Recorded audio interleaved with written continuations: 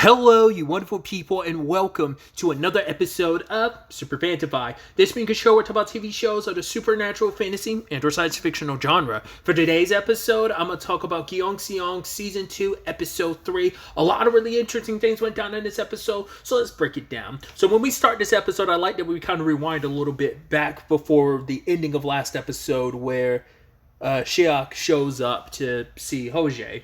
And we see kind of the process she's going through. It's kind of our first real insight because before we skip the present day, like we had gotten that flashback at the beginning of episode 2 that showcased like her, getting infected by the Najin and then like ending up in a village and killing everyone except for those 2 children. And we never really got to know how did she get that back under control. Well, it seems like, and this, I guess she's learned from history that anytime she gets massively injured or bleeds a lot, like it kicks in the Najin that kind of wants to that hunger overtakes her. So she's dealt with it previously. And I was like, well, you kind of have to probably try and find you a terrible human being to eat. But I'm sure for her, it's like, no, I don't even want to cross that line because if I start down that route, there's no stopping me. I'll have unleashed the beast, and putting that beast back in a cage will not be the easiest thing. So you don't even want to even attempt feeding it because you'll lose yourself. And being like choosing to kill a person versus like losing yourself, both suck, but one is worse than the others type of situation. So I'm sure she doesn't even want to go down that route. Once again, it's like 80 years of we don't know how she's handled this. We see she injects herself with something later on that calms her down, but like she doesn't know about the Gyeongseong of it all. So she's been handling this. Whatever her solution is, it's something she's concocted on her own over these past 80 years at some point in time. I don't think it's like a concoction of drugs that helps alleviate her situation, or at the bare minimum, it's got to be like a sedative or something. So I don't know. But whatever it was, like it seems to be a last minute thing that she does because it's probably the thing of the more you use it, the more it probably like your body creates like a resistance to it. So she probably has to use it sparingly. So, but whatever it does alleviate the situation. But you do see that sadly, she finally realizes her bracelet's gone. I mean, she's been wearing it forever, for these past 80-ish years. So like it's so second nature to you. You didn't even realize it was gone until she looked at her wrist and was like, it's gone. And she starts like kind of like breaking down because it's like, it's one of the ties to who she was before gone. And it's almost, and I think that adds layers to when like, cause she doesn't know what Hojae's circumstances are. It's like, right, you look like Master Jang, but you're not him. I don't know if you just don't have your memories. And it's too hard, I guess, opening up. Considering what their relationship was before, and it took a while for them to kind of open up to each other to get to where they eventually got. But I think it's for her, it's like, I don't even want to like entertain that now. I let myself believe that you were Jang, and it's like, you're not. I know you're not. I don't know what this is, but I just can't allow myself to feel that way. And it's just like the one tie she had left to him, that even if she's with Hojae, it's like this one thing that he gave me. It's the only thing I kind of have from that previous life. It's the one thing I've been able to have. This constant thing that kind of kept him close to me is now gone. Not knowing that Hojae's the one that has it, so that hasn't come up yet, but it will eventually. I guess it's going to be like history repeating itself, that he'll eventually re-gift it to her in a lot of ways, which I think is going to be an impactful moment, but we'll get to it when it most certainly will happen. It's going to be a question of when and under what circumstances. So, but either way, she's not, when we catch up to where the last episode ended, and she's with Hojae, and it's like, right, let's work together. But she's like, no personal questions. We'll just kind of keep everything super professional. Once again, it's kind of back to where they were at the start of season 1. So once again, funny how everything comes full circle in so many ways. At the same time this is all going on, Seong-jo goes to the guy who's the leader. He's in charge of all the like Najin infected people, and it's like I think, what was it Seong-jo was at? I mean, eventually he brings up Hojae, and it's like, oh, is that why you kind of got rid of Hojae? Like, because like he's trying to say this guy is trying to control them, and it's like, is that why you're afraid of what we'll do if you kind of let us loose? So that's why you're kind of keeping us all on the leash and stuff like that. It's like, is that what happened with Hojae? And it's like, oh yeah, he annoyed me and got on my nerves, and I dealt with him. But it is like, yeah, I've also met a woman that's just like us. And Hongdu turns and it's like, well, everything related to Najin has been allocated to this. So it's like all those who have the Najin in them are here. So there's no way there'd be like, did someone else escape or what? That's why I'm like, does he not know Hojae's circumstances? Does he not realize like, because it seemed like, once again, the whole purpose was to take away Hojae's memory. So I guess as long as his memories are gone, he's docile. So I guess it's like, we'll let you live because you have no memories. Like, maybe why couldn't they bring themselves? Why not just kill him? Why just strip him of his memories? There's a lot, we as the audience, but also Hojae himself has to, like, figure that out. I also guess Hojae never did find out that Jisoo, like, before they left, like, last episode, ended up putting the listening device. But once again, too much on his mind at the time. He probably never thought, oh, I caught you trying to put it under the table. There's no way you're going to double back and actually do it. And she did. And I guess he never thought about, like, oh, I should probably check this place again to make sure she didn't bug anything. But it's like, well, we left quickly enough. So once again, he's probably not even thinking about it, just because at that time it was about, Madame Na getting attacked and killed and, everything.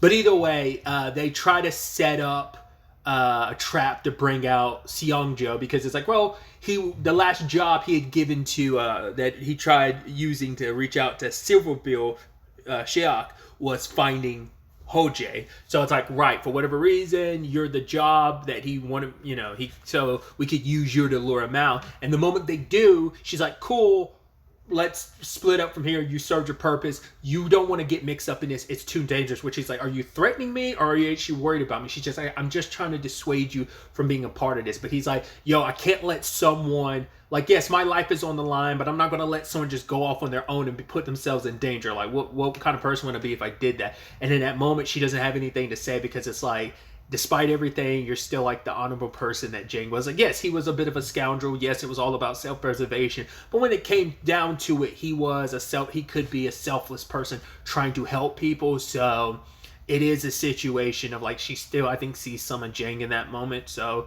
reluctantly accepts his help. Yeongil is kind of like, no, let's not do this. And I love how he's able to flip the script on him, being like, what if it was me? She's just trying to get like payback for what happened to a good friend of hers. It's very few people in her time that she's ever gotten close to, for understandable reasons. It's probably like she kept her distance from Madame Na, but it's still the thing of, you went after her because of me, so I feel guilty, but also like she's the only person, the closest thing I had to a friend. So yeah, and I love that he turns out on Yeongil, like, if something similar happened, would you go out there to try to find a person? He's like, yes. Okay, then. It's like, would you do whatever it takes? He's like, yes. And it's like, will you be our backup? He's like, yes. And he's like, oh, cool, thanks, pal. And I love that he just kind of tricked him into it. He's just like, oh, you bet, fine, let's go. Really quickly, I also want to interject this because, like, around the same time, we cut to that old lady. I forgot. I'm already blanking on the name that they have. His antennas. That's what it is. Hojae's network of people. His antennas, like the antenna he talked to last episode. I completely forgot to talk about her grandchild. Like, she talked about her grandchild working at Gyeongseong biotechs, and you're like, oh, that sucks. He's super gonna die. But it's like, yeah, we're reminded of it this episode. He's going to be doing like a month-long training and stuff like that. It's just like, oh, okay. Because like they're setting up little key factors where, like, when shit goes bad, we're going to have things that can draw back to showing us it's this specific character. Because he has like a leg brace, and he got a very specific jacket that his mom bought him with the money from Hojae. So it's little details like that are probably going to be like key factors of like when he inevitably either becomes one of gets injected with a Najin, or gets eaten by one of the monsters, or using it. I guess the month-long training might be the thing of what they were trying to do with what was it, AO67 or whatever.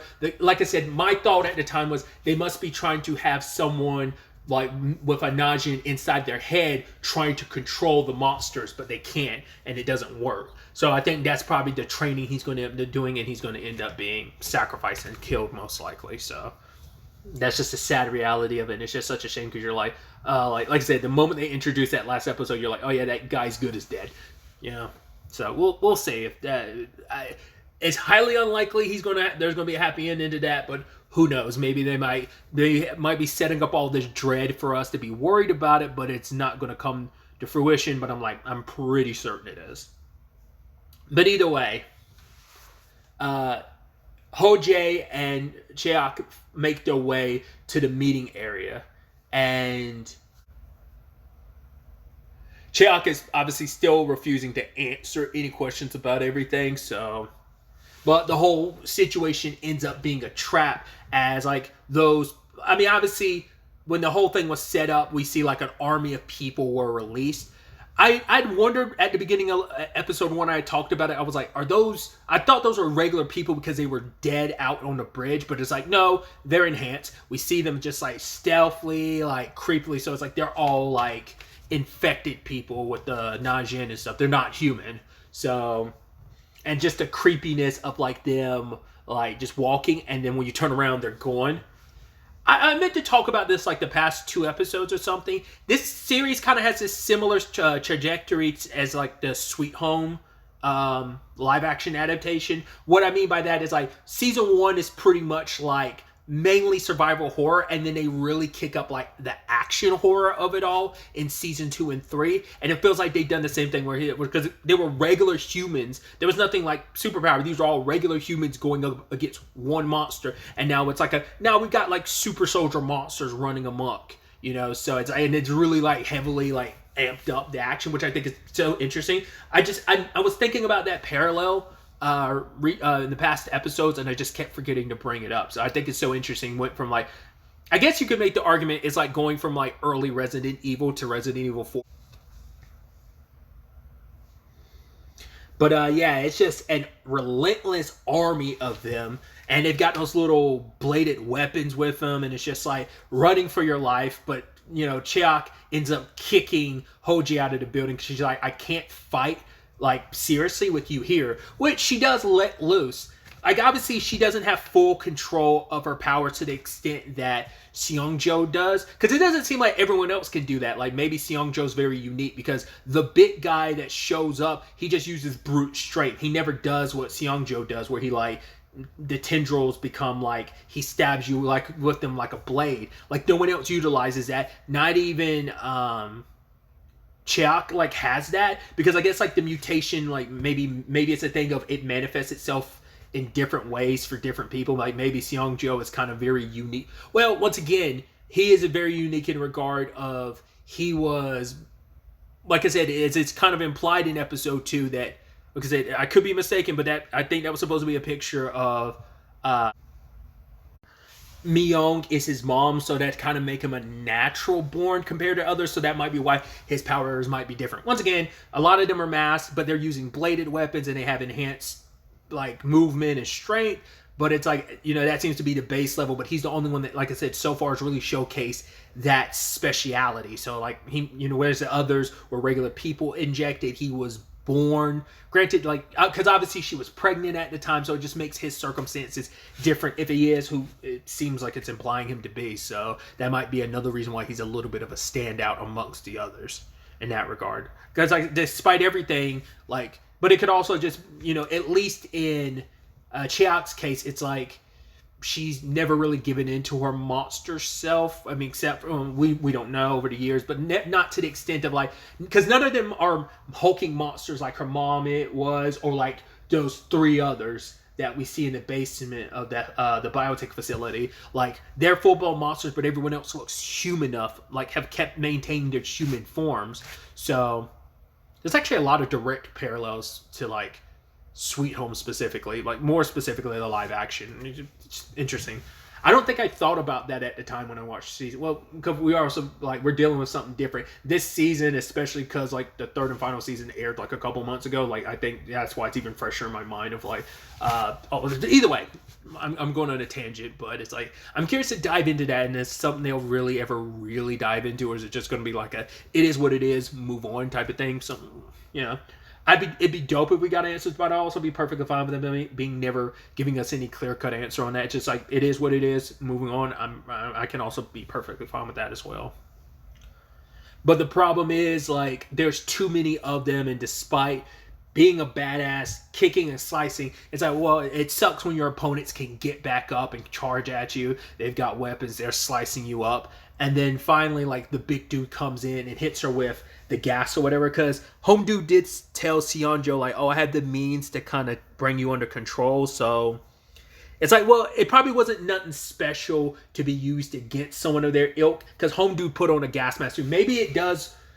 Because I can't remember if they had to use very... I can't remember, like, now in season 1 against her mom, did they use very special gas? I don't think they did. It might have just been, like, regular... I forgot what it was. I don't think it was a special concoction they had to use to knock her out. Because only concerned about that is, like, right, there was those, like, deadly spores that were released when she was asleep. But you really don't have to worry about that in their humanoid form. But it's probably just like sleeping gas. That's probably all it is. Like I said, I don't remember if it was something special in season 1 they needed to knock her out. So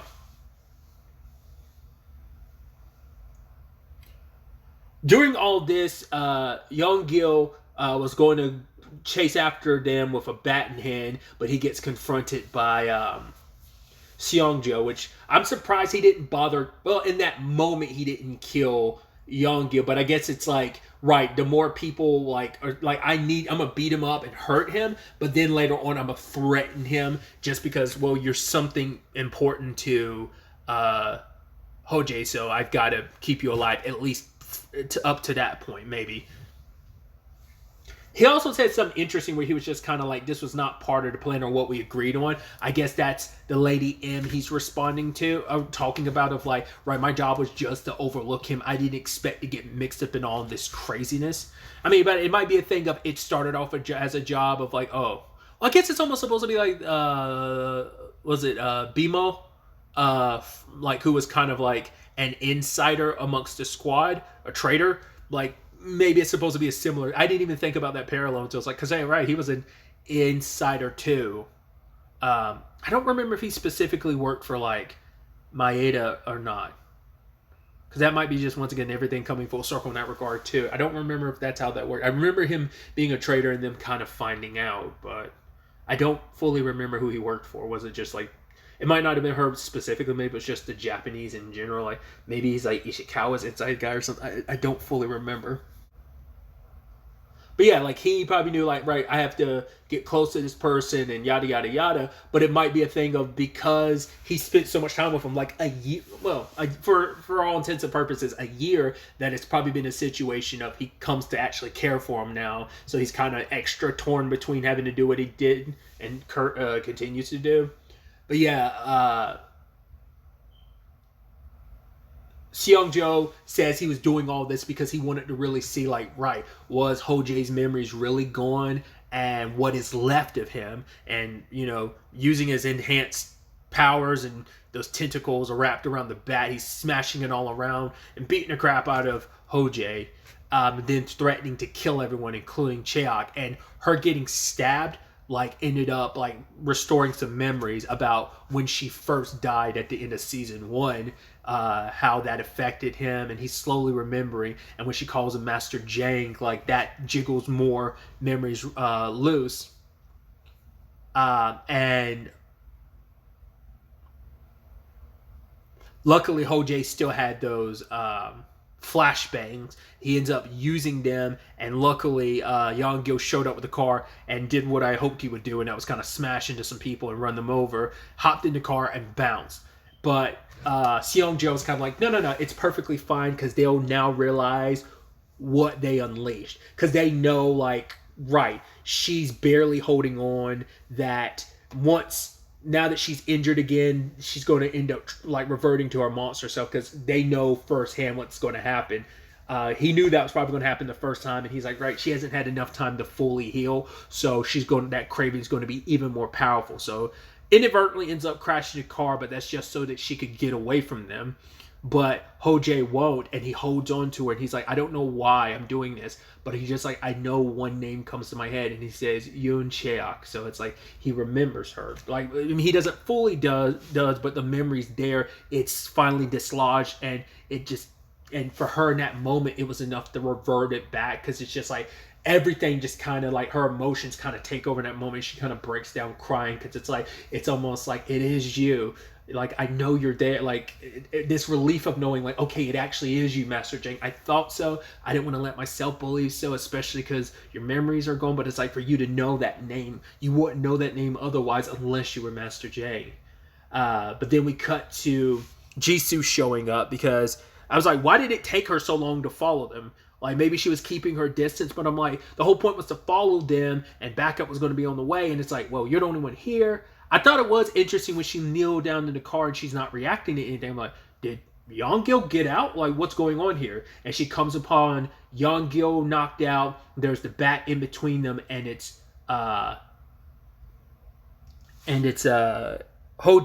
but there's no Cheok. So maybe Yeongil followed them, saw her transform, or saw her more monstrous side come out, and he got like freaked her out and scared her, and like maybe him and Youngjae struggle. Like, how are both of them knocked out? Maybe it's a thing of he knocks Ho-jae out and then threatens her, and then she knocks Yeongil out and bounces. I don't know, but that's where the episode kind of ultimately ends. So some very, very interesting developments. I'm curious to see where all of this ends up taking us going forward into the next episode. But really, that's all I wanted to talk about. Till the next time we meet, be happy, be safe, live life to the fullest, and enjoy it. Good day and goodbye.